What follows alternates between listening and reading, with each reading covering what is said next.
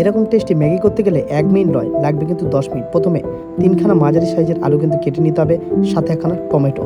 এরপর গরম কড়াইয়ে তেলের মধ্যে আলুগুলো দিয়ে আলুটা খুব সুন্দরভাবে পরিমাণ মতো লঙ্কা, পেঁয়াজ দিয়ে ভেজে নিতে হবে। এরপর 3খানা ডিম কিন্তু এর মধ্যে দিয়ে দিতে হবে পরপর, আর ডিমগুলো আলুর সাথে ভালো করে মিক্সড করতে হবে।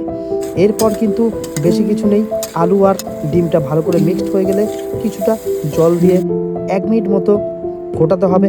আর তারপরেই কিন্তু 3খানা 5 টাকা দামের ম্যাগি দিয়ে দিতে হবে।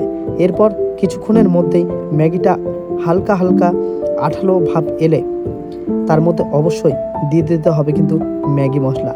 এরপর মাত্র 2 মিনিট উনুনে রাখলেই তৈরি হয়ে যাবে কিন্তু এই সুন্দর টেস্টি ম্যাগিটা।